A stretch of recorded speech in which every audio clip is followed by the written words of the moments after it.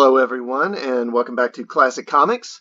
So, I thought I'd go ahead and do a review on the second episode of Superman and Lois. I know this is coming a little late. I've had a few changes in my daily schedule, and I had a National Guard drill this weekend, which kept me kind of busy. So, I thought I'd try and get this out this evening before it's really just too late to do it. So, last week I said, I thought the premiere was fine. It wasn't anything that blew me away, but it was a promising start. Now, let's just go ahead and get into this week's episode. So, the episode starts off with the family having dinner, and Clark and Lois tell Jordan that with him now starting to have his powers emerge, they feel like it's not safe for him to be at school. So they tell him he's not going to be able to go to school for the time being. And of course, 99.999% of teenagers would be thrilled. Like, wow, I can skip school? Great.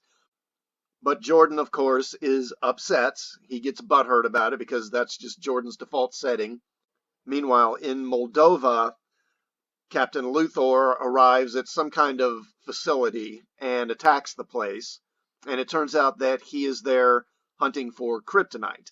But the place is empty. They tell him that they sold the kryptonite off a long time ago. And Luthor isn't happy about that, so he decides he's just going to have to go out and find another source of kryptonite somewhere else. So the following morning, Lois takes Jonathan off to school, and meanwhile, Clark takes Jordan up north to the Fortress of Solitude. And Jonathan's not too happy. He's kind of like, well, this sucks. I have to go to school. Meanwhile, Jordan gets not only to skip school, but he also gets to go and fly off with Superman and have a fun time. And he's a little jealous, and I can't really blame him. So Clark takes Jordan up to the Fortress of Solitude to show him some information on Krypton about the history of their family and their culture. And Clark shows him this hologram that relates to Jordan, the history of their family, and also the downfall of Krypton civilization and how the planet was eventually destroyed. And then he introduces Jordan to a hologram of Jor-El. And it's interesting because the hologram of Jor-El is actually played by Angus Macfadyen. When I think of Angus Macfadyen, I generally think of him playing Robert the Bruce in Braveheart back in the 90s. He's done plenty of other stuff, but that's always what I think of him from. Back in Smallville, Lois is working on a story about Morgan Edge, and while she's working on it, she notices this other woman who is kind of watching her and kind of not spying on her exactly, but watching her very intently. Then Alana and her husband Kyle show up, and Alana invites Lois and Clark over for a barbecue the next day, and Kyle has a look on his face like, yeah, that's a great idea. And then he has to leave and go talk to the mayor. And then Alana tells Lois that there's going to be this city council meeting later that evening. When she gets back to the farm, Clark is thrilled because he and Jordan are now starting to connect, and Clark's thrilled that he's finally able to get along with his son, and he's very happy and proud of it. Lois takes the boys off to the city council meeting, and then General Lane arrives, and he tells Clark about the attack on the facility in Moldova, and then he tells Clark that they've been able to get a resonance identifier on the guy's ship, so the next time the guy goes up in his ship and flies around, they should be able to track him. At the city council meeting, Lois runs into that woman who was looking at her in the cafe earlier, and she finds out that this woman is actually a reporter who works for the local newspaper, the Smallville Gazette. Her name is Chrissy Beppo, and I don't know why they gave her that name. Of course, most people probably know about Krypto, the super dog, but there are other super-powered animals. Back in the Silver Age, they did a lot of stories with these characters. There was Streaky the super cat, Comet the super horse, and there was also Beppo the super chimp. So why they decided to name her after the chimp, I don't know. But anyway, she thinks that Lois is the greatest, and she's a big fan. And then Morgan Edge arrives at the meeting, and he starts talking to the townsfolk about what he's planning to do, and he tells them about how he's going to be able to create at least 600 jobs for people in the town. Then Lois points out that in some of the other towns that he's done development work in, things haven't worked out well. They tend to miss their employment projections. They tend to vastly overstate the number of jobs they're going to create by as much as 50%. They prevented people in other towns from unionizing and that sort of thing. And of course, Edge then says, well, maybe you're right. Maybe it's a bad idea. Maybe we shouldn't develop here. And obviously kind of putting out the threat out there that he's going to leave. Now back at the farm, General Lane confronts Clark and says that he realizes that Clark must have told the boys the truth about him being Superman, because he figures out that that's why they've moved back to Smallville. And then the general thinks that's a bad idea. And then he gets a phone call from his people who tell him that the ship with Captain Luthor in it has been spotted in Mongolia, and Clark takes off to deal with it. When he arrives in Mongolia, he confronts Captain Luthor. Of course, he doesn't know he doesn't know the guy's name. He doesn't know that his name is Captain Luthor. The guy's still a stranger to him. But he confronts him and asks him, why are you after me? Why are you doing this? And Luthor reiterates the accusation about Superman destroying his world. Then he attacks Superman, and they have a fight. And it's a pretty cool fight. Superman actually gets to be kind of super in this one and gets the better of him. But when he's just about to defeat him, Luthor sends his ship off on remote control and tells Clark that it has a bomb in it that's going to go blow up a city unless, basically tells him it's me or the city. You can take me in or you can save the innocent people in the city. So, of course, Clark goes off to save the city and lets him go. He manages to stop the ship, and then he pushes it up into orbit where it explodes harmlessly without hurting anybody. Now, the next day at school, Jonathan convinces the coach to let him get in and take a few reps at quarterback. But when he goes in, he almost immediately gets sacked by Sarah's boyfriend. I got to figure out what this guy's name is. I don't remember it. But anyway, he sacks him. And of course, the rest of the team's laughing and just jeering at him because since Sarah's boyfriend hates him and he's friends with these guys, they all hate him too. It's quite a change for him because now he's at the bottom of the totem pole and getting bullied instead of being the star.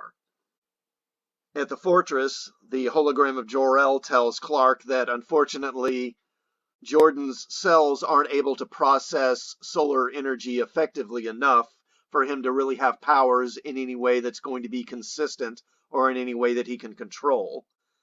And tells him, I'm sorry, but he's just never going to be like you, Clark. Of course, Jordan overhears all this, and big plot twist, he's upset about it. When they get back to the house, Jordan and Jonathan have a bit of a blow up because Jonathan's kind of sick of Jordan's issues being the focus of everything. I mean, it's not really fair, but at the same time, it's very believable that, a teenager is going to be upset about these things. It's actually a pretty good scene. Clark tries to kind of mellow things over, and then Lois puts her foot down and says, no, we're a family, and we're going to stay a family, and we're going to this barbecue whether you like it or not. At the barbecue, Lois walks up to Kyle to make conversation, and the look that he gives Lois is hilarious. He looks at her like, this bitch right here. He's clearly just kind of fed up with her. But he tells her that he looked into the whole thing with the other towns and that it wasn't good what happened, but he argues that basically they just don't have a whole lot of choice. No one else is really lining up to invest in the town and help create jobs, and jobs that are low paying are better than no jobs at all. It's better than being homeless. Then Captain Luthor shows up at the Department of Defense, and General Lane sends some soldiers out to confront him and stop him, but of course they're no match for him. He sweeps through them. He gets into the building and he confronts General Lane, and he calls him Sam and speaks to him as if he knows him. And he also tells him that where he's from, General Lane hated Superman too because he knows what Superman is really like. And he gives General Lane this dog tag that kind of looks like Superman's symbol. And then Superman shows up and he has another fight with Luthor and defeats him. But when he removes the helmet, it turns out that it's actually just a robot. It's not really him.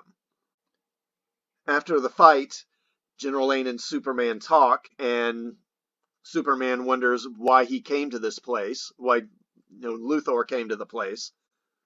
And General Lane says he's probably here for the same reason he went to Mongolia and Moldova. He was here looking for kryptonite.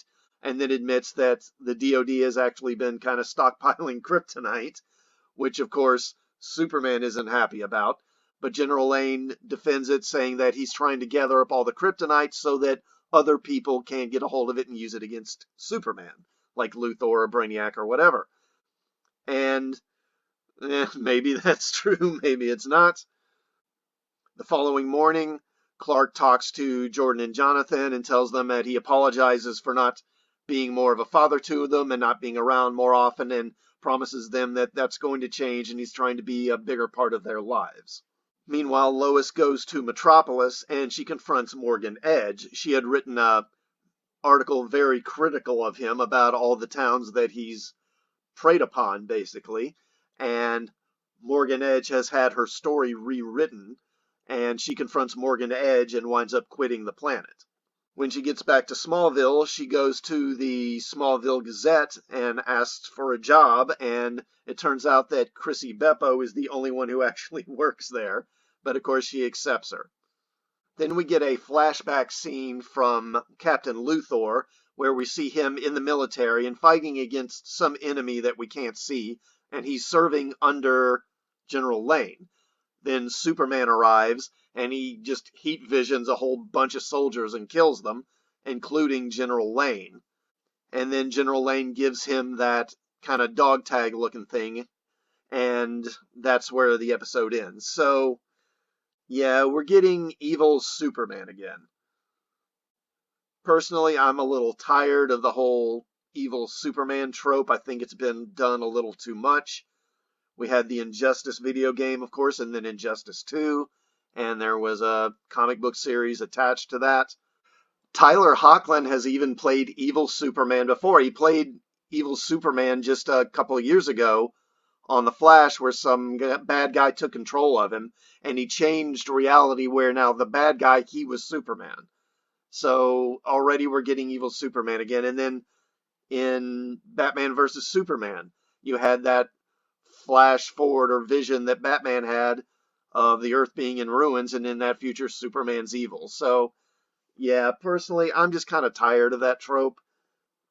But there's probably a lot of people watching the show who, for one, don't read the comics and maybe have never even watched Supergirl, and therefore this trope isn't going to be so tired to them, and they're probably going to think it's really cool or whatever.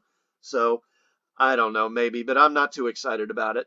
The show continues to be okay, but it's nothing. I find a hard time really getting excited about it. Anyway, let me know what you think in the comments, and if you like this video, please do hit the like button before you leave, and also please do subscribe to the channel before you go, and I will see you all next time.